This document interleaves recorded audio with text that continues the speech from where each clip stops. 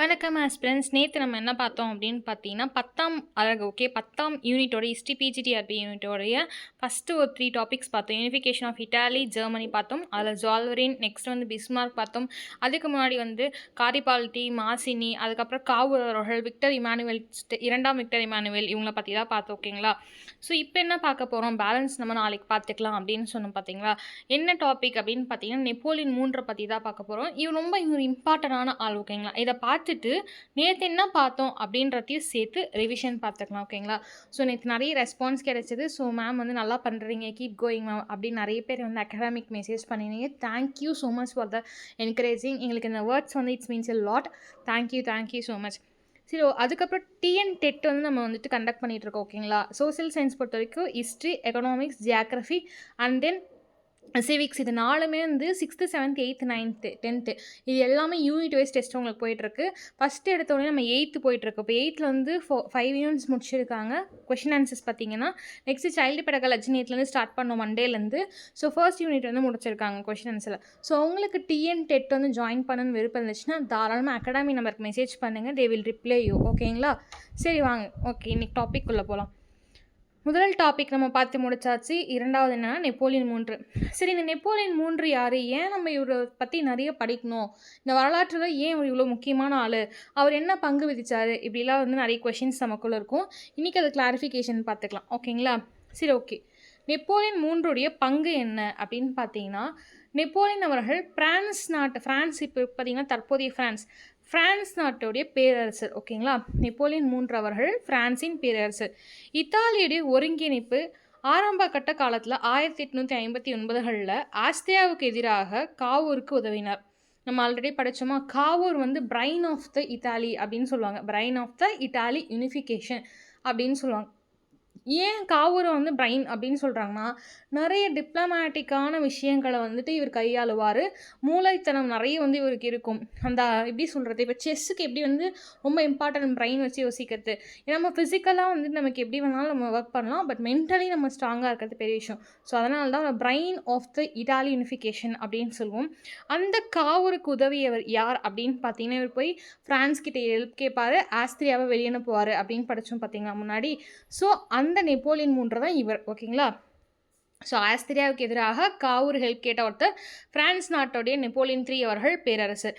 எந்த காலகட்டத்தில் அப்படின்ற வினாக்கள் எழுப்பப்பட்டிருந்தால் 1859களில். எப்போது? 1859களில். சரி, ஓகே. ஃப்ரான்ஸ் இட்டாலி வந்து யூனிஃபிகேஷன் முடிஞ்சது, ஜெர்மனும் ஒருங்கிணைப்பு முடிஞ்சிடும். எந்த டைம்லன்னு பார்த்தீங்கன்னா 71களில் ஜெர்மனி வந்து யூனிஃபிகேஷன் முடிஞ்சிடும். அந்த ஜெர்மனி யூனிஃபிகேஷன் அப்போ என்ன ஆகுதுன்னா, ஓட்டோ அண்ட் பிஸ்மார்க் இருக்கார் பார்த்தீங்களா, பிளட் அண்ட் இரும்பு பாலிசி வந்துட்டு ஃபாலோ பண்ணுவார் பார்த்தீங்களா, இரும்பு மற்றும் இரத்த கொள்கை. அந்த பிஸ்மார்க்காக பிரான்ஸ் பேரரசர் நெப்போலியன் 3 அவர்கள் தோற்கடிக்கப்படுகிறார். இதுதான் ஹிஸ்ட்ரி. ஓகேங்களா? ஸோ நெப்போலியன் 3 யார் அப்படின்னு பார்த்தீங்கன்னா ஃப்ரான்ஸோடைய பேரரசர் முதல். ஓகேங்களா? செகண்ட் பாயிண்ட், இத்தாலியை ஒருங்கிணைக்கிறதுக்காக காவூர் அவர்கள் ஆஸ்திரியாவை வெளியேற்றத்துக்காக உதவி கேட்ட ஒரு நபர் நெப்போலியன் 3. இன்னொரு விஷயம், ஓட்டமன் பிஸ்மார்க் இருக்கார் பார்த்தீங்களா, அவரால் தோற்கடிக்கப்பட்ட ஒரு நபர் அப்படின்னு பார்த்தீங்கன்னா நெப்போலியன் 3. சரி, ஓகே. 3ஆம் நெப்போலியன் யார் அப்படின்னு பார்த்தீங்கன்னா, நம்ம எல்லாருக்கும் தெரிஞ்ச நெப்போலியன் இருக்கார் பார்த்தீங்கன்னா, அந்த முதல் நெப்போலியனுடைய மருமகன் தான் 3ஆம் நெப்போலியன். யார்? நெப்போலியனுடைய மருமகன் தான் 3ஆம் நெப்போலியன் அவர்கள். ஓகே, இவருடைய இயற்பெயர் என்ன, நெப்போலியன் தானா அப்படின்னு பார்த்தீங்கன்னா சார்லஸ் லூயி நெப்போலியன் போனபர்ட். இதை கூட கேள்வியில் கேட்கலாம். அதாவது என்ன கேட்பாங்கன்னா, நெப்போலியன் 3உடைய இயற்பெயர் என்ன அப்படின்னு கேட்டாங்கன்னா சார்லஸ் லூயி நெப்போலியன் போனபர்ட் அப்படின்றது தான் நெப்போலியனுடைய இயற்பெயர். சரி, ஓகே. இவர் வந்து க்ரோனாலஜிக்கல் ஆர்டரில் என்னென்ன பண்ணார், என்னென்ன பங்கு விதித்தார், என்னென்ன யுத்திகள் கையாண்டார், என்னென்ன போர்கள் செய்தாங்க, இது எல்லாத்தையுமே நம்ம வந்துட்டு காலவரிசையில் பார்க்கலாம். முதல்ல பார்த்தீங்கன்னா 1808 நெப்போலியன் அவர்கள் வந்துட்டு இளைய சகோதரர் லூயி போனாபர்ட்டின் மகன். ஓகேங்களா? இப்போ 1808 பிறக்கிறாரு. முதலாம் நெப்போலியனுடைய இளைய சகோதரர். ஓகேங்களா? யங் சிப்ளிங், இளைய சகோதரருடைய மகன் தான் யாருன்னா லூயி போனாபர்ட்டின். லூயி போனாபர்ட்டின்னா அந்த இடத்துல என்ன சொன்னால் சார்லஸ் லூயி நெப்போலியன் போனாபர்ட்டின்னா ஷார்ட்டாக லூயி போனாபர்ட்டின்னு போட்டிருக்கோம். ஓகேங்களா? எப்போ பிறக்கிறாரு நெப்போலியன் 3 அப்படின்னு பார்த்தீங்கன்னா 1808. இவர் யார் அப்படின்னு பார்த்தீங்கன்னா தம்பி பையன். ஓகேவா? யார்? இளைய சகோதரருடைய மகன் தான் வந்து லூயி போனாபர்ட். ஓகேங்களா? சரி, ஓகே. 1808 பிறக்கிறாரு. கிட்டத்தட்ட ஒரு 40 ஆண்டு காலங்கள் அப்படின்னு வச்சுக்கோங்களேன். 40 ஆண்டு காலங்கள் கழிச்சு என்ன ஆகுதுன்னா, பிரெஞ்சு குடியரசுத் தலைவராக தேர்வு நடக்குது. எப்ப 40 ஆண்டுகள். அப்ப 40 வயசு ஓகே. 1808ல பிறக்குறாரு. 1808 to 18, 18 to 28, 28 38 ஓகேங்களா? சுமார் 40 வருடங்களுக்கு அப்புறம் பிரான்சு குடியரசில் வந்து ஃப்ரெஞ்சு இருக்காங்க பார்த்தீங்கன்னா, ஃப்ரெஞ்சு குடியரசில் தலைவருக்கான தேர்வு நடக்குது ஓகேங்களா? அந்த ஃப்ரெஞ்சு குடியரசு தேர்வுக்காக வந்து 1848களில் புரட்சி வந்து தொடர ஆரம்பிக்குது. ஏன்னா இப்போ வந்து ஒருத்தர் அரசவையிலேருந்து அரசராக வந்து ஏற்றுக்கொள்கிறார் அப்படின்னா பல புரட்சிகளும் கிளர்ச்சிகளும் நடக்கும். ஒரு சைடு ஆப்போசிட்டாக இருப்பாங்க, ஒரு சைடு சப்போர்ட் பண்ணுவாங்க ஓகேங்களா? ஸோ அந்த மாதிரி பல புரட்சிகள் வந்து நடக்குது. மக்களுக்கு வந்து ஃப்ரெஞ்சு குடியரசு வந்து முதல் தலைவராக தேர்ந்தெடுக்கப்படுகிறார். யார்? மக்களால் பிரெஞ்சு குடியரசு முதல் தலைவராக நெப்போலியன் 3 அவர்கள் தேர்ந்தெடுக்கப்படுகிறார். 1808ல் பிறக்கிறாரு. 40 வருஷம் கழித்து ஃப்ரெஞ்சு தேர்தல் நடக்குது. மக்களால் செலக்ட் பண்ணுறாங்க. சரி ஓகே. அதுக்கப்புறம் என்ன நடக்குது அப்படின்னு பார்த்தீங்கன்னா, ஆட்சி கவிழ்ப்பு. ஸோ வந்துட்டு என்ன பண்ணாங்க, பிடிக்காத எதிரிங்களா இருப்பாங்க பார்த்தீங்களா, அவங்க ஆட்சி கவிழ்த்து விட்டுருவாங்க. ஏதாவது சதி பண்ணி, ஏதாவது ராஜதந்திரம் பண்ணி கவிழ்த்து விட்டுருவாங்க. ஸோ 1851களில் ஆட்சி கவிழ்ப்பு நடக்குது ஓகேங்களா? இது வந்து ஒரு சதி புரட்சி அப்படின்னு சொல்கிறாங்க. அந்த சதி புரட்சி என்ன பண்ணால் கோப்டி எட்டட் அப்படின்ற சொல்லுவாங்க. அந்த மூலம் பாராளுமன்றத்தை கலைத்து தனது அதிகாரத்தை பலப்படுத்தினார் ஓகேங்களா? எனது பாராளுமன்றத்தை கலைத்து அதிகாரத்தை பலப்படுத்தினார்.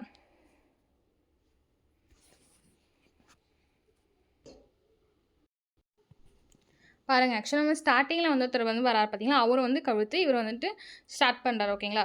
ஸோ 1852 இரண்டாவது பிரெஞ்சு பேரரசாக பிரகடனம் செய்தார்கள். மக்கள் வாக்கெடுப்பு, அதாவது வந்து பிளெப்பிசைன்னு சொல்லுவாங்க, மூலம் தன்னை தானே பேரரசாக அறிவித்து கொண்டார்.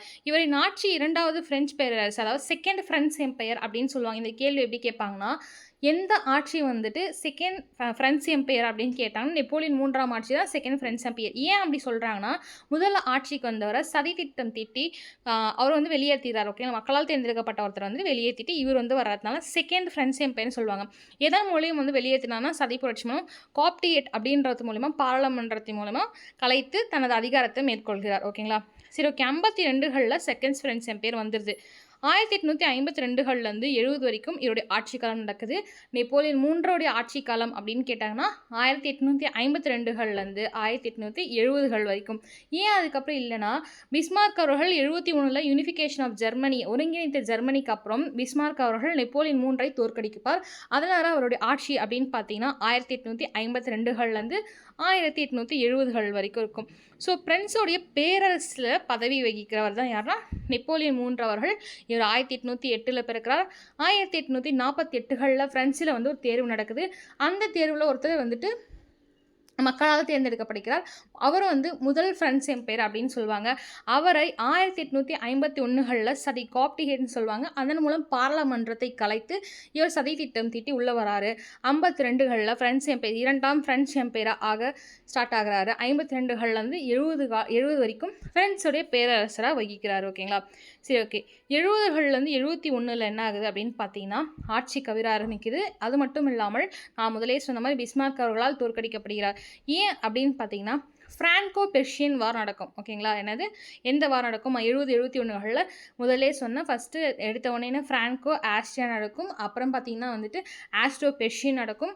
அதுக்கப்புறம் பார்த்தீங்கன்னா வந்துட்டு ஃப்ரான்கோ பெர்ஷியன் அப்படின்னு சொன்னோம் ஓகேங்களா? நடுவில் வந்துட்டு டேனிஷ் கூட பீப்புள் கூட வந்துட்டு பெர்ஷியன் வந்து சண்டை போடுவோம் ஓகேங்களா? அந்த இயர் நம்ம டைம் ரிவிஷன் பண்ணிக்கலாம் ஓகேங்களா? ஃபஸ்ட்டு என்ன நடக்கும் அப்படின்னு பார்த்தீங்கன்னா வந்துட்டு எஃப்ஏ, அப்புறம் டிபி, அப்புறம் ஏபி, தென் வந்து எஃப்பி ஓகேங்களா? இந்த ஆர்டரில் தான் நடக்கும். ஸோ என்ன ஆகுது, தோல்வி அடைந்த பிறகு கைது செய்யப்பட்டு நாடு கடத்தப்பட்டார். யார்? நெப்போலியன் 3 அவர்கள். ஸோ இவருடைய வீழ்ச்சிக்கு அப்புறம் இரண்டாவது ஃப்ரெஞ்சு எம்பையர் வந்து ஆட்டோமேட்டிக்காக முடிவுக்கு வந்துடுது ஓகேங்களா? ஸோ 1808ல் பிறகுறாரு. 1848களில் ஃப்ரெஞ்சில் தேர்தல் நடக்குது. 51களில் காப்டி எட் அப்படின்ற ஒரு பாராளுமன்றத்தினுடைய மூலம் சபைகள்லாம் கலைச்சி இவர் உள்ளே வந்துடுறாரு. 52களிலேருந்து 70 வரைக்கும் இவர் ஆட்சி காலமாக இருக்குது. 70-71களில் ஃப்ரான்கோ பெர்ஷியன் போர் நடக்குது. பிஸ்மார்க் அவர்களால் தோற்கடிக்கப்பட்டு நாடு கடத்தப்படுகிறார். அந்த டைமில் இருந்துட்டு செகண்ட் ஃப்ரெஞ்சு எம்பையர் முடிவுக்கு வருது அப்படின்னு சொல்கிறேன். சரி ஓகே. அப்போ 52களிலேருந்து 70 வரைக்கும் இருந்திருப்பாரு ஓகேங்களா? கிட்டத்தட்ட ஒரு ரொம்ப வருஷம் ஆட்சி செய்தார்னே வச்சுப்போம் ஓகேங்களா? ஸோ அந்த ஆட்சி காலத்தில் இவர் என்னென்ன பண்ண முடியும், என்னென்ன பண்ணார் அப்படின்னு பார்க்கலாம். முதல்ல பார்த்தீங்கன்னா வந்து உள்நாட்டு மற்றும் வெளிநாட்டு கொள்கைகள், அதாவது டொமஸ்டிக் அண்ட் ஃபாரின் பாலிசி அப்படின்னு சொல்லுவோம் பார்த்தீங்களா? ஸோ டொமஸ்டிக் அண்ட் ஃபாரின் பாலிசியை இவர் என்னென்ன பண்ணியிருக்காருன்னு பார்க்கலாம். உள்நாட்டு கொள்கை, அதிகாரத்துவம் மற்றும் தாராளமயம். ஓகேங்களா? ஸோ அதிகாரமும் இருந்திருக்காரு, ஃப்ளெக்சிபிலிட்டியாகவும் இருந்திருக்காரு. சரி, ஓகே. 3ஆம் நெப்போலியன் ஆட்சி 2 கட்டங்களாக பிரிக்கலாம். ஸோ இந்த நெப்போலியன் 3 இருக்கார் பார்த்தீங்களா, அவருடைய ஆட்சியை 2 கட்டமாக பிரிக்கலாம் அப்படின்னு சொல்கிறார். ஓகேங்களா? ஸோ ஆரம்பத்தில் அவர் எப்படி இருந்தார் அப்படின்னு பார்த்தீங்கன்னா அதிகாரத்துவமாக இருந்தார். ஸோ அதனால் அவருடைய காலத்தை முதல்ல வந்து ஆரம்ப அதிகாரத்துவம் காலம் அப்படின்னு பிரிக்கலாம். சரி, எப்போ அப்படின்னு பார்த்தீங்கன்னா ஒரு 8 வருட காலம், 52கள்லேருந்து 60 வரைக்கும் இவர் வந்துட்டு ஒரு இன்ஃப்ளூயன்சராக அதிகமாக இருந்தார் அப்படின்னு பார்க்கலாம். ஓகே, இவருடைய ஆதிக்கம் அதிகமாக இருந்தது, ஒரு சர்வாதிகாரத்தனம் இருந்தது அப்படின்னு சொல்லலாம். சரி, ஓகே. இவர் என்ன பண்ணுறாரு அப்படின்னு பார்க்கலாம். இவர் ஒரு அதிகாரத்துவ, அதாவது அத்தாரிட்டியன் அப்படின்னு சொல்லுவாங்க. ஓகேங்களா? அத்தாரிட்டேரியன் அப்படின்னு சொல்லுவாங்க. ஆட்சியை நிறுவியவர் அப்படின்னு அர்த்தம். பத்திரிகை சுதந்திரம் கட்டுப்படுத்தப்பட்டது, எதிர்க்கட்சிகள் ஒடுக்கப்பட்டன. ஸோ ஒரு முதல்ல என்னது, ஆரம்ப காலத்தில் வந்துட்டு என்ன ஆகுதுன்னா பத்திரிகைகளோட சுதந்திரம் கட் பண்ணுறாரு. தென் வந்துட்டு ஆப்போசிட்டில் இருக்கக்கூடிய அப்போசிஷனை வந்துட்டு என்ன பண்ணுறாங்க, ஒடுக்குறாரு. ஓகேங்களா? முதல் பாயிண்ட்டு. செகண்ட் என்ன அப்படின்னு பார்த்தீங்கன்னா பொருளாதாரம். ஸோ 2ஆம் பாயிண்ட் என்ன, பொருளாதார வளர்ச்சி அப்படின்னு சொல்கிறாங்க. சரி, ஓகே. பொருளாதார வளர்ச்சியில் என்ன பண்ணுறாரு அப்படின்னு பார்த்தீங்கன்னா ஃப்ரான்ஸோடைய தொழிலை வந்து பயங்கரமாக வந்துட்டு எப்படி சொல்கிறாருன்னா கவனம் செலுத்துகிறாரு. ஸோ ஃப்ரான்ஸுடைய பொருளாதாரமும் ஃப்ரான்ஸினுடைய தொழிலும் வந்து ஒரு மேம்பாட்டுக்கு வருது இவருடைய காலத்தில். நெக்ஸ்ட்டு பொதுப்பணியில் என்ன பண்ணுறாருன்னா ஃப்ரான்ஸ் வந்து ஒரு நகரம் பார்த்தீங்களா, அந்த நகரை மாடர்னைஸ் பண்ணுறாரு. ஓகேங்களா? நவீனமயமாக்குறாரு. புதிய சாலைகள் நிறைய நியூ ரோட்ஸ் போடுறாங்க, ரயில்வேஸ் நிறைய கொண்டு வராரு, கால்வாய்கள் நிறைய கொண்டு வராரு, நிறைய துறைமுகங்கள், ஃபோர்ட் வந்து கட்டப்படுது. ஓகே, போர்ட்டு கட்டப்படுகிறது. ஓகே, எஃப்ஓஆர்டியில் பிஓஆர்டி. ஸோ போர்ட்ஸ் வந்து கட்டப்படுது அப்படின்னு சொல்கிறேன். ஸோ பாருங்கள், ஸ்டார்டிங்கில் வந்து அதிகாரமாக இருக்கார் 52கள்லேருந்து 60 வரைக்கும். ஸோ அந்த அத்தாரிசேஷனாக வந்து இருக்கிறது வந்து இவர் தான் இருக்கார். ஓகேங்களா? பொருளாதார வளர்ச்சி பொறுத்த வரைக்கும் நிறைய தொழிலில் வந்துட்டு கவனம் செலுத்த ஆரம்பிக்கிறார். பொருளாதாரம் வந்து இன்க்ரீஸ் ஆரம்பிக்குது. பப்ளிக் ஒர்க் பொறுத்த வரைக்கும் நிறைய ரயில்வே ஸ்டேஷன் ஆகட்டும், போர்ட்ஸ் ஆகட்டும், துறைமுகங்கள் ஆகட்டும், புதிய சாலைகள் ஆகட்டும், மாடர்னைஸ் பண்ணுறதாகட்டும் நல்லா பண்ணுறார். ஓகேங்களா? நெக்ஸ்ட்டு வர்த்தகம்னு ஒன்று இருக்கும்ல. ஸோ இவ்வளோ பண்ணாங்கன்னா ட்ரேட் அண்ட் காமர்ஸ்லேயும் ஸ்ட்ராங்காக இருப்பாங்க. சரி, ஓகே. அப்போ ட்ரேட் அண்ட் காமர்ஸ் பொறுத்த வரைக்கும் இவர் என்ன பண்ணுறாரு அப்படின்னு பார்த்தீங்கன்னா பிரிட்டனுடன் கோப்டன் செவாலியர் என்ற வர்த்தக ஒப்பந்தம் மூலம் தாராளமய பொருளாதாரத்தை ஊக்குவித்தார். யார் கூட? பிரிட்டன் அண்ட் ஃப்ரான்ஸ் இருக்காங்க பார்த்தீங்களா, அந்த பிரிட்டன் கூட இவர் வந்து ஒரு ஒப்பந்தம் போடுறார். என்ன ஒப்பந்தம் அப்படின்னு பார்த்தீங்கன்னா வர்த்தக ஒப்பந்தம், ஒரு ட்ரேட் அண்ட் காமர்ஸ் ஒப்பந்தம் போடுறார். அந்த ஒப்பந்தத்தோட பேர் என்ன அப்படின்னு பார்த்தீங்கன்னா கோப்டன் செவாலியர் அப்படின்னு சொல்லுவாங்க. ஓகேங்களா? என்ன கோப்டன் செவாலியர்? இந்த கேள்வி எப்படி கேட்கலாம்னா நெப்போலியன் 3 அவர்கள் வர்த்தகத்தின் பெயர் காரணமாக ஒப்பந்தம் போட்ட நாடு எதுன்னு கேட்கலாம், இல்லை பிரிட்டனுடன் போட்ட ஒப்பந்தம் எது, வர்த்தக ஒப்பந்தம் எது அப்படின்னு கேட்கலாம். என்ன அப்படி கேட்டால் என்ன சொல்லுவீங்க? Cobden Chevalier. ஓகேங்களா? சரி, அதுக்கப்புறம் பொருளாதாரமும் ஊக்குவிக்கிறாரு, ட்ரேட் அண்ட் காமர்ஸ் நல்லா போகுது. சரி, நெக்ஸ்ட் என்ன பண்ணுறாரு அப்படின்னு பார்த்தீங்கன்னா பிற்பட்ட காலத்தில் வந்து தாராளமய காலம். ஓகேங்களா? ஸோ ஃப்ளெக்சிபிலிட்டியாக இருக்கார். அப்போ ஆட்சிக்கு வந்த முதல் 8 ஆண்டுகள் அப்படின்னு பார்த்தீங்கன்னா வந்து 18 ஆண்டுகள் ஆள்கிறார். ஆட்சிக்கு வந்த முதல் 8 ஆண்டுகள் அதிகாரப்பூர்வமாக இருக்கிறார். அதுக்கடுத்த 10 வருஷம் வந்து தாராளமயமாக இருக்கார். அந்த அதிகாரப்பூர்வமாக இருக்கிறதுலே நல்ல விஷயம்லாம் பண்ணியிருக்காரு. ஓகேங்களா? சரி, ஓகே. இவருக்கு எதிராக இருந்த அரசியல் எதிர்ப்புகளை சமாளிக்க படிப்படியாக சில தாராளவாத சீர்திருத்தங்களை அறிமுகப்படுத்தினார். ஸோ என்ன ஆகுது, லிபரலைசேஷன் எப்படி வருது அப்படின்னு பாருங்கள். இவர் வந்து ஒரு அதிகாரப்பூர்வமாக இருந்தது, எப்படி உடனே இவரால் மாற முடியும் அப்படின்னு கேட்டால் இவருக்கு ஆப்போசிட்டில் வந்து இப்போ இந்த 8 வருஷம் ஆட்சி புரிஞ்சிருப்பார் பார்த்தீங்களா, அந்த டைமில் சிலர் என்ன ஆகுது அப்படின்னா எதிர்ப்புகள் வந்து எழ ஆரம்பிக்குது. அந்த எதிர்ப்புகளை சமாளிக்கிறதுக்காக இப்போது ஃபார் எக்ஸாம்பிள் நம்ம வந்து ஒரு கட்சி ஆள்றாங்கன்னா இப்போ வந்து அந்த கட்சி மேலே நம்ம நிறைய ஒரு எதிர்ப்புகள் சொல்லிகிட்டே இருக்கோம்னா நமக்கு பெருசாக கண்மூடி இந்த கடிவாளம் மாதிரி ஏதாவது ஒரு விஷயத்தை கொண்டு வந்து நம்ம வந்து க்ளோஸ் பண்ணுவாங்க. உங்களுக்கு வந்து இந்த இலவசமாக தரோம், இல்லைனா வந்து இந்த மாதிரி எதாவது பண்ணுறோம் அப்படின்னு சொல்லிட்டு ஒரு கடிவாளம் மாதிரி போட்டு சுற்றி என்ன நடக்குது அப்படின்றத பார்க்க விட மாட்டாங்க. நம்ம அந்த விஷயத்தில் கான்சன்ட்ரேட் பண்ணோம். ஸோ அதனால் அதே சேம் டிப்ளமேட்டிக் கான்செப்ட் இவர் யூஸ் பண்ணி என்ன பண்ணுறாருன்னா, நான் இப்போ லிபரல் பண்ணுறேன், ஸோ நீங்கள் அதை தான் கான்சன்ட்ரேட் பண்ணுவீங்கன்னு சொல்லிட்டு லிபரலை கொண்டு வரார். ஓகேங்களா? சில சீர்திருத்தங்களையும் அறிமுகப்படுத்தினார். என்ன? தாராளமாக்கும் கொள்கையில் சில சீர்திருத்தங்களையும் அறிமுகப்படுத்துகிறாரு. ஸோ பாராளுமன்றங்களில் பார்த்தீங்கன்னா அதிக அதிகாரங்கள் வந்து வழங்கப்படுது. ஓகேங்களா? இதில் பாராளுமன்றத்தில் அதிக அதிகாரங்கள் வழங்கப்படுது. சரி, ஓகே. இப்போ வந்து டொமஸ்டிக் பாலிசி பார்த்துட்டோம். ரோடு போட்டார், பொதுப்பணியில் நிறைய ஒர்க் பண்ணார், பொருளாதாரம் பண்ணார், பிரிட்டன் கூட வந்துட்டு நிறைய வர்த்தகமுக்கு வந்து அக்ரிமெண்ட் சைன் பண்ணார், ட்ரீட்டி சைன் பண்ணார். ஸோ இது எல்லாமே பார்த்தாச்சு. ஸோ வெளிநாட்டு கொள்கையை பொறுத்த வரைக்கும் ஐரோப்பிய மற்றும் உலக விவரங்களை பற்றி பார்க்கலாம். இவருடைய வெளிநாட்டு கொள்கை அப்படின்னு பார்க்கும்போது பிரான்ஸை வந்து மீண்டும் வந்து ஐரோப்பியாவுடைய அரசியலில் மையப்படுத்த வந்து முயல்றார். ஓகே, ஸோ பிரான்ஸ் வந்துட்டு இந்த எல்லா ஐரோப்பா பொறுத்த வரைக்கும் France, Italy, Germany, Persia, Austria அந்த மாதிரி பல நிறைய நாடுகள் வந்து இருக்கும் ஐரோப்பாவை பொறுத்த வரைக்கும். அந்த நாடுகளில் பிரான்ஸுக்கான ஒரு சென்ட்ரலைசேஷன் வந்து வரணும் அப்படின்னு சொல்லிட்டு கொண்டார். ஏன் அப்படின்னு பார்த்தீங்கன்னா, இத்தாலி, ஜெர்மனியில் எப்படி முன்னாடி ஹிட்லர் அவர்களும் முசோலினி அவர்களும் வந்து மையப்படுத்துறது கொண்டு வராங்களோ, அதே மாதிரி பிரான்ஸ் வந்து இந்த ஐரோப்பிய நாடுகளில் மையப்படுத்தணும் அப்படின்றது முயற்சி பண்ணுறாரு. ஓகேங்களா. நெக்ஸ்ட்டு, இது இத்தாலி மற்றும் ஜெர்மனி ஒருங்கிணைப்பில் நேரடி தாக்கத்தை ஏற்படுத்தியது. ஸோ அப்போ அவங்க என்ன நினைப்பாங்க அப்படின்னு பார்த்தீங்கன்னா, நாங்களே போராடிட்டு இருக்கோம், இத்தாலி ஜெர்மனி 2 பக்கம் ஆளுக்கு ஒரு பக்கம் போராடிட்டு இருக்கோம், இப்போ நீ வந்து இந்த ஃப்ரான்ஸை வந்து என்ன பண்ணுற, நீ நடுவில் வந்துட்டு இப்போ நீ வந்து மையப்படுத்தணும்னு நினச்சா அப்போ நாங்கள் இவ்வளோ நாள் போராடுறதுக்கு என்ன பதில் அப்படின்னு சொல்லிட்டு அவங்க என்ன பண்ணுறாங்க. நல்லா பாருங்கள், இத்தாலிக்கு வந்து ஹெல்ப் பண்ணதும் ஃப்ரான்ஸ் தான், அதே மாதிரி ஜெர்மனிக்கு ஆப்போசிட்டாக வந்துட்டு இருந்ததும் ஃப்ரான்ஸ் தான். ஸோ இந்த 2 நாடுகளுமே லைட்டு திரும்ப ஆரம்பிச்சுறாங்க. கடைசியில் ஜெர்மனியை சேர்ந்த பிஸ்மார்க் அவர்கள் நெப்போலியன் 3 தோற்கடித்து நாடு கடத்தப்பட்டுருவார். சரி, ஓகே. இந்த காலகட்டத்தில் கிரிமேரியன் வார் நடக்குது. எப்போ 53லேருந்து 56 வரைக்கும் கிரிமேரியன் வார் நடக்குது. யாருடைய ஆட்சி காலத்தில் கிரிமேரியன் வார் நடத்தப்பட்டது அப்படின்ற ஒரு கேள்வி வந்தால், நெப்போலியன் 3 ஆட்சி காலத்தில் கிரிமேரியன் வார் நடந்தது. ஆண்டு அப்படின்னு கேட்டாங்கன்னா 1853லேருந்து 56. சரி, ஓகே. இந்த கிரிமேரியன் வார்னா என்ன, யாருக்கு நடந்துச்சு, அதோடைய தாக்கம் என்ன இதோட ரோல் ப்ளே பண்ணுச்சு நம்ம வேர்ல்டு ஹிஸ்ட்ரி பொறுத்த வரைக்கும் அப்படின்னு பார்த்தீங்கன்னா, ரஷ்யாவை எதிர்த்து பிரிட்டனும் மற்றும் ஓட்டோமன் பேரரசு ஆதரவாக போரிட்டார்கள். ஓகேங்களா. ஓட்டோமன் பேரரசை பற்றி நீங்கள் பார்த்துருப்பீங்க. துருக்கி தான் ஓட்டோமன் பேரரசுன்னு சொல்லுவாங்க. அது கொஞ்சம் கொஞ்சமாக வீழ்ச்சியடைய தொடங்கும். ஓகேங்களா. ஒரு காலகட்டத்தில் ஓட்டோமன் பேரரசு மிகப்பெரிய ஒரு நாடு, வல்லமை கொண்ட நாடாக இருக்கும், நிறைய வந்து ஒரு பவர்ஃபுல் கண்ட்ரியாக இருக்கும். பிற்காலகட்டத்தில் வந்து எல்லா ஐரோப்பிய நாடுகளும் வளர வளர வந்து ஓட்டோமன் வீழ்ச்சியடைக்கும். அதனால் அந்த ஓட்டோமனுக்கு வந்து சப்போர்ட் பண்ணி, அந்த பேரரசுக்கு சப்போர்ட் பண்ணி, ஓட்டோமன் எம்பையருக்கு சப்போர்ட் பண்ணி மற்ற நாடுகள் வந்து ரஷ்யா மீது போர் தொடுக்கிறார்கள். ஓகே, ரஷ்யா மீது யாருக்கு ஆதரவளித்து, ஓட்டோமனுக்கு ஆதரவளித்து ரஷ்யா மீது போர் தொடுக்கிறார்கள். First point. சரி, ஓகே. இதோட இம்பேக்ட் என்ன, இதோட தாக்கம், கான்சிக்வன்ஸ், விளைவுகள் என்ன அப்படின்னு பார்த்தீங்கன்னா, இந்த போரில் வெற்றி பெற்றதன் மூலம் பிரான்ஸு மீண்டும் ஐரோப்பாவுடைய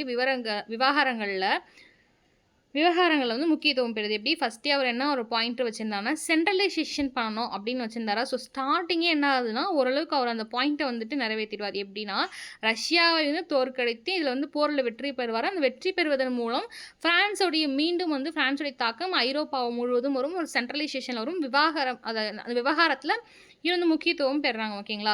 சரி, ஓகே. அப்போ இதுக்கு வந்து இப்போ ஒரு போர் முடியுதுன்னா, ஒன்று தோக்கணும், ஜெயிக்கணும், இல்லைனா ஒரு ட்ரீட்டி போட்டு அதை கண்ட்ரோல் பண்ணி 2 பேர்த்துக்கும் ஈக்குவலாக ஏதாச்சும் பண்ணணும். ஓகேங்களா. நல்லதோ கெட்டதோ மாதிரி 2 பேருக்கு பண்ணணும். ஸோ இப்போ எந்த ஒரு இது பண்ணி மாநாடு வச்சு இந்த போர் வந்து நடக்குது அப்படின்னு பார்த்தீங்கன்னா, காங்கிரஸ் ஆஃப் பாரிஸ் அப்படின்ற ஒரு மாநாடு வந்துட்டு சமாதான மாநாடாக கருதி ஃப்ரான்ஸில் நடைபெறுது. யாருக்கு, ரஷ்யா மீது போர் தொடுக்கிறாங்க பார்த்தீங்களா. ஸோ அந்த ரஷ்யா மீது போர் தொடுக்கக்கூடிய ஃப்ரான்ஸ் என்ன பண்ணுறாங்க, சரி ஓகே அப்போ நம்ம சமாதானம் ஆகிக்கலாம் அப்படின்னு சொல்லிட்டு சமாதான மாநாடு அப்படின்ற பேரில் காங்கிரஸ் ஆஃப் பாரிஸ் அப்படின்னு சொல்லுவாங்க. இந்த கேள்வி எப்படி கேட்பாங்கன்னா, எந்த காரணத்தின் காரணமாக அந்த ரஷ்யாவுக்கும் அதாவது கிரிமேரியன் வார் வந்துட்டு தடை பெற்றது, இல்லைனா வந்து எப்படி வந்து சமாளித்தாங்க அப்படின்னு கேட்டாங்கன்னா, காங்கிரஸ் ஆஃப் பாரிஸ் அப்படின்ற ஒரு மாநாடு போட்டு பிரான்ஸ்ல வந்து அந்த மாநாடு நடத்தி சமாதானம் பண்றாங்க. சரி, ஓகே. இதில் வந்து இத்தாலி ஒருங்கிணைப்போட பங்கு என்ன அப்படின்னு கேட்கணும். ரோல் இன் இட்டாலியன் யூனிஃபிகேஷன் என்ன, ஏன் அப்படின்னு கேட்டால், இத்தாலியும் ஜெர்மனியும் இதே காலகட்டத்தில் தான் மையத்துக்கும் எங்களுக்கு வந்து யூனிஃபிகேஷன் ஒருங்கிணைப்பு வேணும் பல நாடுகளுடன் அப்படின்ற போராடி கொண்டிருக்கிறார்கள். அப்போ அவருடைய பங்கு என்ன, 1853லேருந்து 56 பங்கு என்ன அப்படின்னு பார்த்தீங்க அப்படின்னா, ப்ளூம்பேரியஸ் உடன்படிக்கை. நான் ஃபஸ்ட்டே சொல்லியிருப்பேன், பேக்ட் ஆஃப் ப்ளூம்பேரியஸ் உடன்படிக்கை 1858. இது எப்படி ஞாபகம் வச்சுக்க சொன்னால், குவீன் ஆஃப் ப்ரொக்ளமேஷன். ஸோ அங்கேயும் பி இங்கேயும் பே ப்ளூம்பேரியஸ். ஓகேங்களா.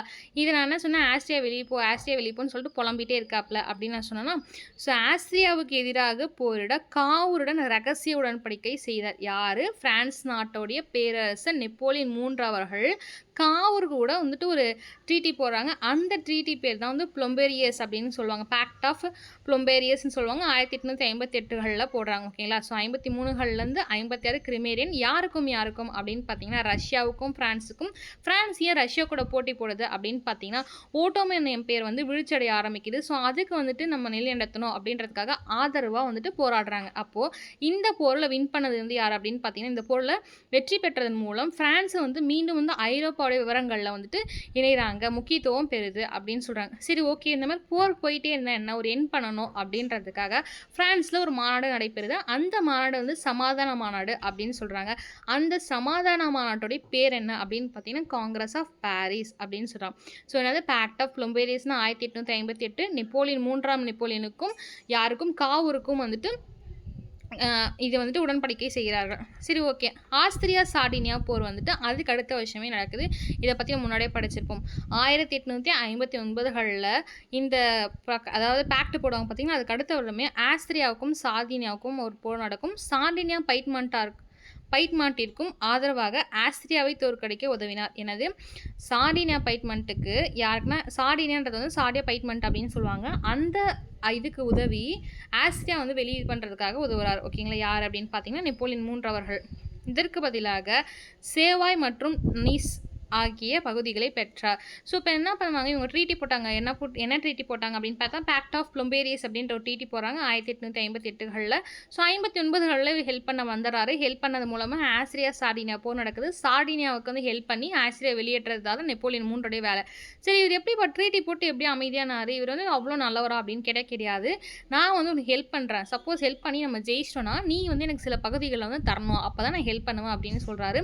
இதற்கு ஒப்புதல் கொடுத்து காவூர் என்ன பண்ணுறாங்க, சரி நான் தரேன், நீ வந்து ஃபஸ்ட்டு ஆஸ்திரியா வெளியேற்றணும் அப்படின்னு சொல்லி என்ன பண்ணுறாங்க, காவூரர்கள் ஒத்துக்கொள்கிறார்கள்.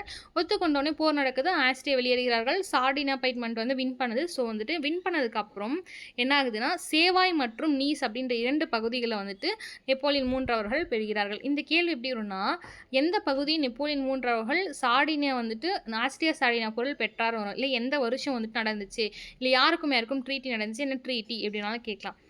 சரி ஓகே, இது முடிஞ்சிச்சா. நெக்ஸ்ட் பின்வாங்கல். ஏன் பின்வாங்குறாங்க அப்படின்னு பார்க்கணும். எனினும் போர் முடிவதற்கு முன்னரே பிரான்சில் உள்ள கத்தோலிக்கர்களின் அழுத்தத்தால் வில்லா பிராங்கா உடன்படிக்கை மூலம் போரை நிறுத்தினார். இதன் மூலம் இத்தாலியின் முழுமையான ஒருங்கிணைப்பை கைவிட்டார். ஓகேங்களா, ஸோ பாருங்கள், ஸோ சப்போர்ட் பண்ணார், போர் வந்து வின் பண்ணிச்சு. ஸோ வந்துட்டு அவங்க வந்து இந்த மாதிரி பகுதிகளை வந்து பெற்றார் அப்படின்னு பார்த்தோம்.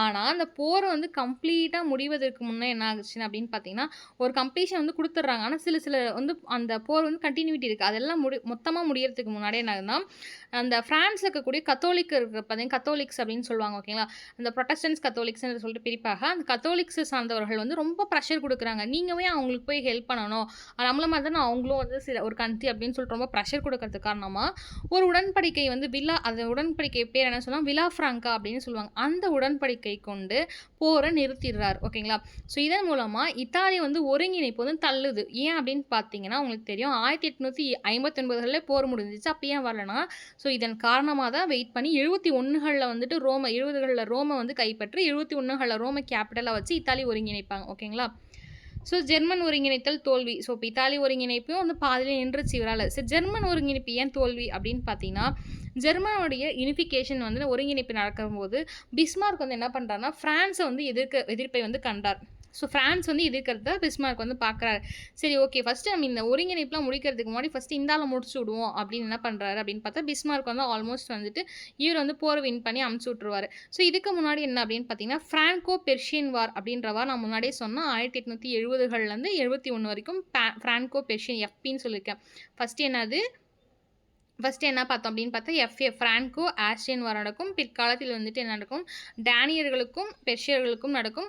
அதுக்கப்புறம் பார்த்தீங்கன்னா வந்துட்டு டிபி, அதாவது டிபின்றது தான் வந்து நெக்ஸ்ட் வந்து ஏபி, நெக்ஸ்ட் ஆஸ்ட்ரோ பெர்ஷியன் நடக்கும். லாஸ்ட்டாக ஃப்ரான்கோ பெர்ஷியன் நடக்கும். ஓகேங்களா, சரி ஓகே.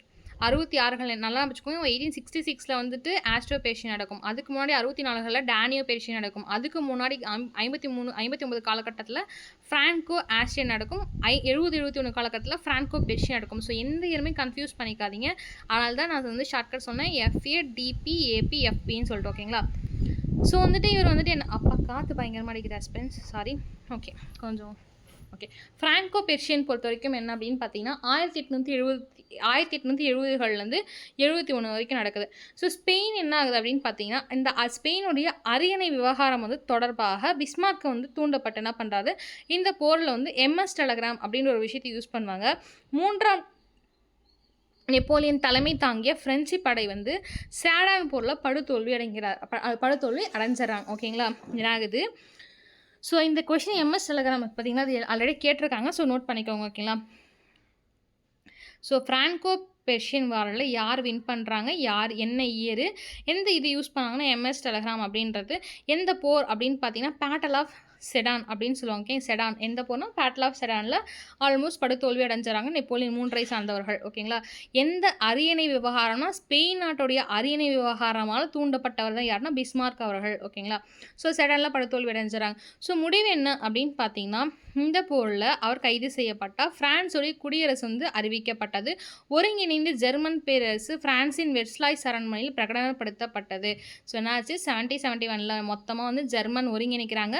ஒருங்கிணைந்து தான் வந்து எந்த அரண்மனையில் வந்து பிரகடனம் வந்து ப்ரொக்ளமேஷன் பண்ணுறாங்க அப்படின்னு பார்த்தீங்கன்னா வந்து பிரான்ஸுடைய வெர்சாய்ஸ் அரண்மனை, ரொம்ப புகழ்பெற்ற ஒரு அரண்மனை தான் வந்து வெர்சைல்ஸ் அரண்மனை. அந்த அரண்மனையில் பிரகடனப்படுத்துகிறாங்க. ஓகேங்களா, சரி நெக்ஸ்ட் இம்பார்ட்டன்ட் கீ பாயிண்ட்ஸ் பார்க்கலாம். பதவி மாற்றங்கள் அப்படின்னு பார்க்கும்போது லூயி நெப்போலியன் இருக்கார் பார்த்தீங்கன்னா, அதாவது நெப்போலியன் 3 அவர்கள் குடியரசுத் தலைவரானார். 3ஆம் நெப்போலியன் அவர்கள் பேரரசு ஆனார். ஓகேங்களா, அது கீ பாயிண்ட்ஸ் தான். ஃபஸ்ட் கண்டினியூட்டி கிடையாது, கீ பாயிண்ட்ஸ் தான். ஓகேங்களா, ஸோ கொள்கை அப்படின்னு பார்த்தா வந்துட்டு போனபர்டிசம் அப்படின்றதான் வந்து கொள்கை. அந்த கொள்கை என்ன, மிக்சடு எக்கானமின்னு சொல்லுவோம் பார்த்தீங்களா, அந்த மாதிரி கலவையான ஆட்சி முறை தான் வந்துட்டு மிக்சடான ஒரு ஆட்சி முறை யாருது அப்படின்னு பார்த்தீங்கன்னா போனபர்டிசம். என்ன அப்படின்னு பார்த்தீங்கன்னா அதிகாரத்துவம், ஏன்னா 62கள்லேருந்து 70 வரைக்கும் அதிகாரத்துவம் ஆட்சி நடக்குது. ஏண்டா பிரிப்புன்னு சொன்ன பார்த்தீங்களா, அதுக்கப்புறம் லிபரலைசேஷன் நடக்குது, தாராளமயமாக்கல் 60லேருந்து 70 வரைக்கும் நடக்குது. அதனால் மிக்சடு கொள்கை அப்படின்னு போனபார்ட்டிசத்தை சொல்லுவாங்க. ஓகேங்களா, அதிகாரத்துவம் பொருளாதார தாராளமயமும் இருந்ததால் இதை வந்து மிக்சடு அப்படின்னு சொல்லுவாங்க. சரி, ஓகே, பாரிஸ் நகரோடைய மறுசீரமைப்பு நடக்குது. ஓகேங்களா, ஹவுஸ்மேன் இல்லைனா ஹாஸ்மேன் அப்படின்னு சொல்லுவாங்க. ஹாஸ்மேன் என்பவரால் பாரிஸ் நகரம் நவீனமயமாக்கப்பட்டது. ரொம்ப இம்பார்ட்டண்டான பாயிண்ட் நோட் பண்ணி வச்சுக்கோங்க. இந்த கேள்வி எப்படி கேட்பாங்கன்னா, 1870-71 காலங்களில் இல்லை 1870 காலங்களில் நவீனமயமாக்கும் காலங்களில், அதாவது ஃப்ரான்ஸில் நெப்போலியன் 3 இருந்தார் பார்த்தீங்களா, அவருடைய காலகட்டத்தில் ஃப்ரான்ஸ் தான் வந்து நவீனமயமாக்க மாடர்னைசேஷன் இல்லை வெஸ்டர்னைசேஷன் பண்ணவர் யார் அப்படின்னு கேட்டால் ஹாஸ்மேன் அவர்கள், தமிழில் ஹவுஸ்மேன் அவர்கள் அப்படின்னு சொல்லலாம். சரி, ஓகே, இது முடிஞ்சிச்சு. பாரிஸை வந்து ரீஃபர்மேஷன்ஸ் ரெனைசான்ஸ்லாம் பண்ணுறாங்க, மறுசீரமைப்பு நடந்து முடியுது. இத்தாலியோடைய ஒருங்கிணைப்பு வந்து காவூருக்கு வந்து ஆரம்பத்தில் உதவினார் யார் இவர், ஆனால் பதவியிலேயே வந்து விலகினார். இந்த டைமில் வந்து நாடு என்னது பிரான்ஸுடைய கத்தோலிகருடைய ப்ரெஷரில் விலகிறார். ஓகேங்களா, ஜெர்மனியோட ஒருங்கிணைப்பு காரணத்தினால வந்து வீழ்ச்சி ஜெர்மனி வந்துட்டு சந்திச்சிச்சு. ஆனால் வந்து ஸ்டாண்ட் பண்ணி சீடான் போரில் படுதோல்வி அடைஞ்சு நெப்போலியன் வந்து வெளியேறாரு. ஓகேங்களா, ஸோ 3ஆம் நெப்போலியனுடைய தேசியவாதத்தோட எழுச்சி காலத்தை வந்து இவர் தான்.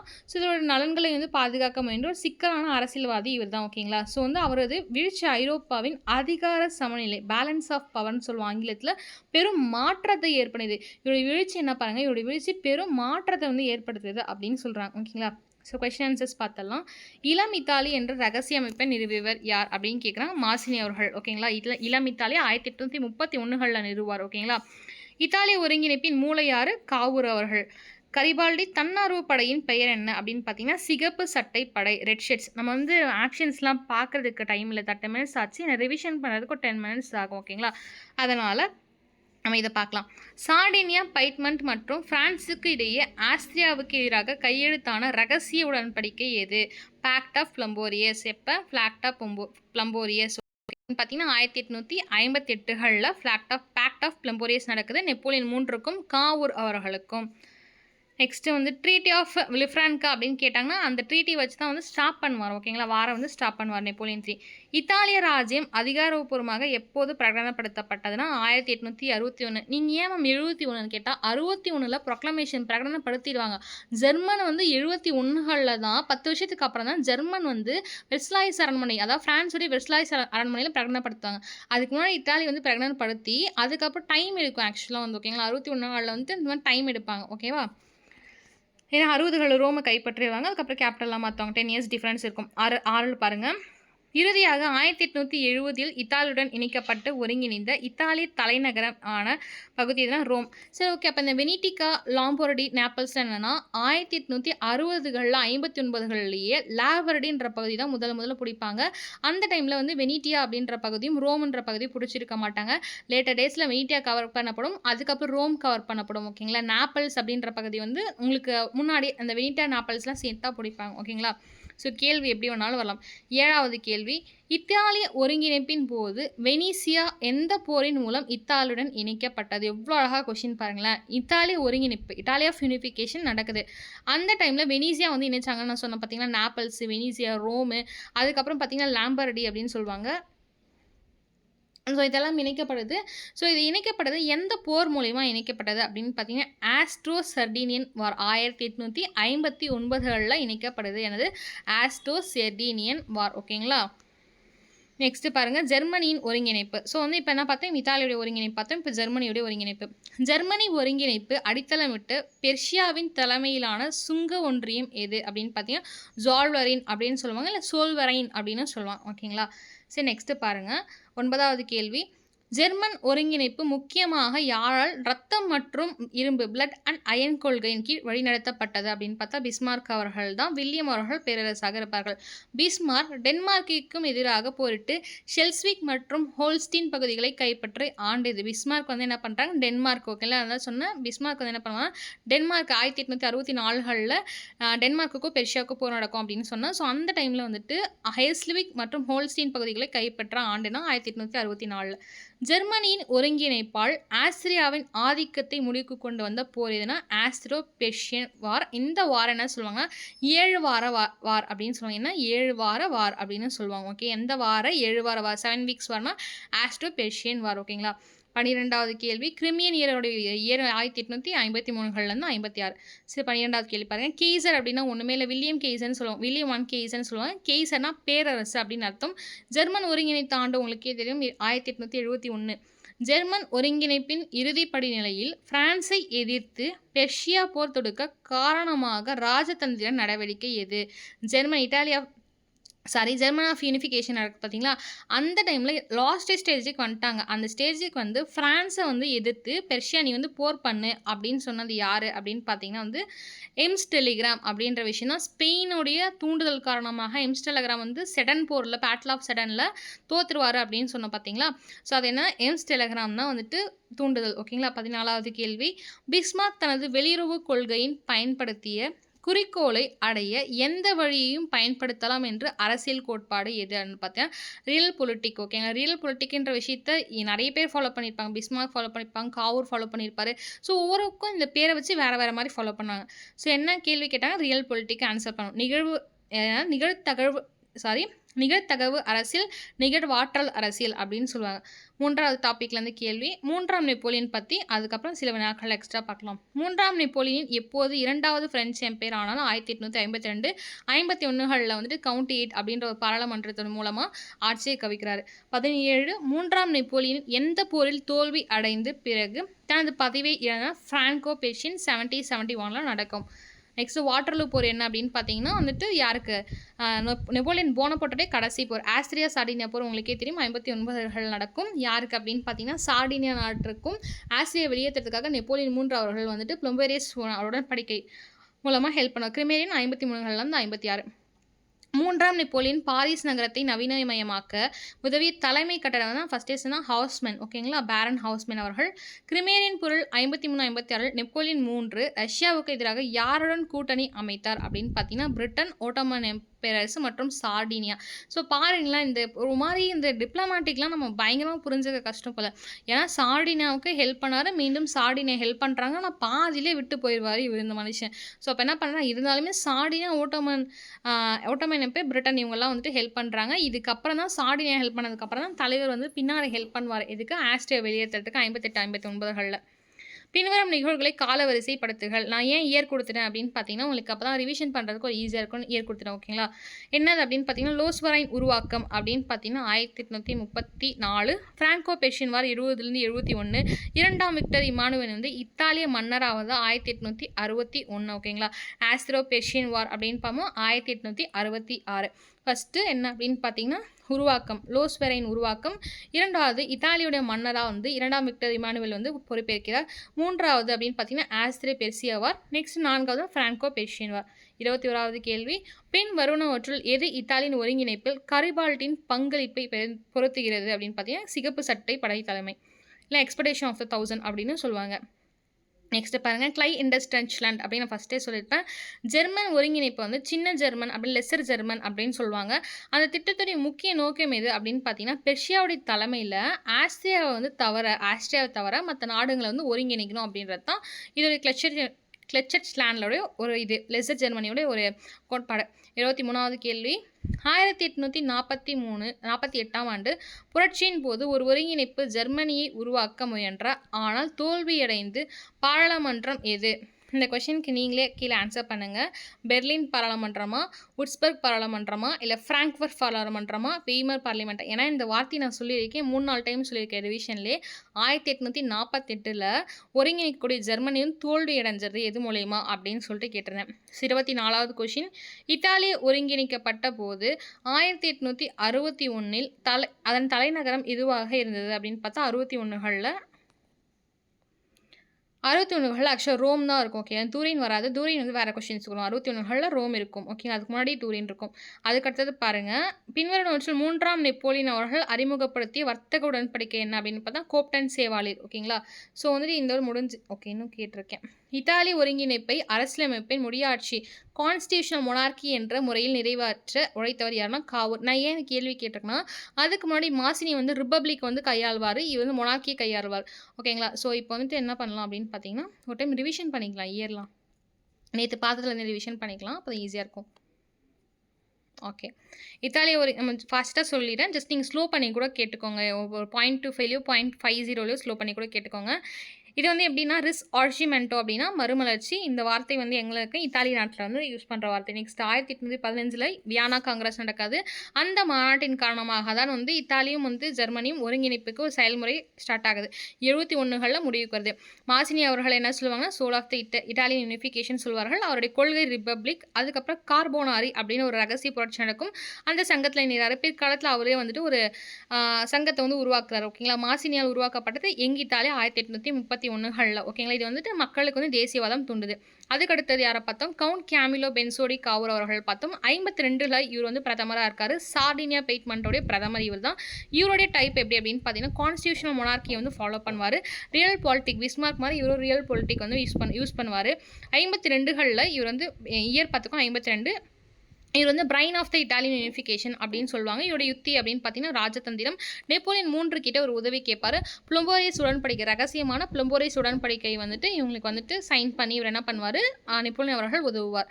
நெக்ஸ்ட் 3வது ஜியாசிப்பி காரிபால்டி அவர்கள். இவர் வந்து ஸ்குவாட் ஆஃப் இட்டாலியன் யூனிஃபிகேஷன் அப்படின்னு சொல்வார்கள். இவர் வந்து 2 கிங்டம், சிசிலியோடைய 2 கிங்டம் வந்து இவர் வந்து கேப்சர் பண்ணுவார்.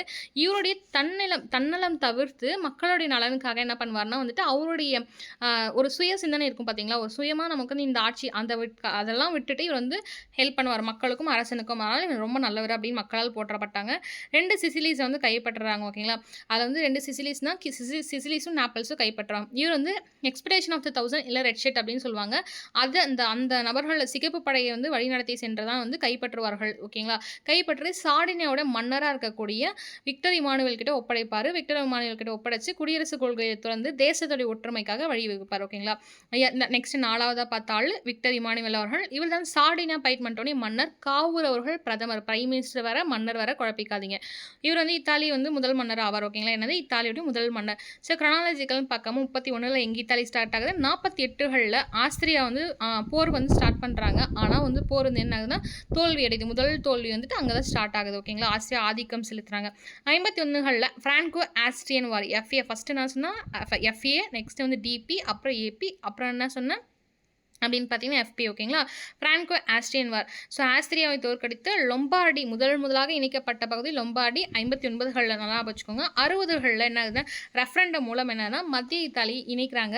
அந்த ரெஃபரண்டம் மூலம் எந்தெந்த கண்ட்ரி வந்து இணைக்கப்பட்டது அப்படின்னு பார்த்தீங்கன்னா நான் நேற்றே சொல்லியிருப்பேன். BMW மாதிரி BMT அப்படின்னு சொல்லிட்டு பார்மா, மோடினி, டஸ்கினி போன்ற மத்திய இத்தாலி வந்து சார்டினாவோட இணைக்கிறாங்க. 60களில் காரிபால்டியுடைய சிகப்பு சட்டை படையெடுப்பு நடத்துகிறாங்க. காரிபால்டி வந்து என்ன பண்ணுறாங்க, சிசிலி 2 கிங்டம் சொன்ன பார்த்தீங்களா, சிசிலி நெப்பிலி போன்ற தென் இத்தாலிய பகுதிகளை பிடிச்சி இமானுவேல் கிட்ட ஒப்படைக்கிறாரு. 61களில் ப்ரொக்ளமேஷன் நடக்குது. 71களில் வந்து என்ன ஆகும் அப்படின்னு பார்த்தீங்கன்னா இத்தாலி வந்து ரோமுடைய கேபிட்டலாக மாறும். ஓகேங்களா, விக்டர் இமானுவேல் வந்து ஒருங்கிணைக்கிறாரு. வெனிசா தவிர, எந்த நாட்டை தவிர, வெனிசாவை தவிர 61கள் நல்லா நான் வச்சுக்கோங்க. இந்த கேள்வி கேட்கறதுக்கான ரொம்ப வாய்ப்பு அதிகம். சாரி, வெனிசாவை தவிர மற்ற நாடுகள்லாம்